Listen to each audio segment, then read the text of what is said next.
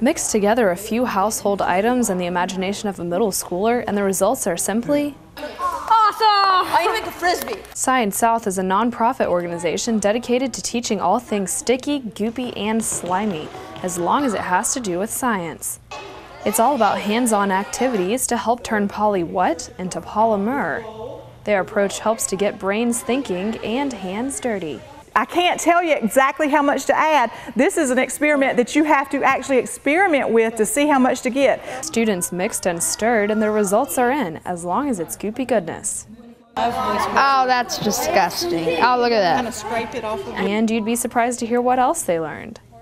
Talk about weekend fun. Why sleep in when you can make gack? With a little help along the way.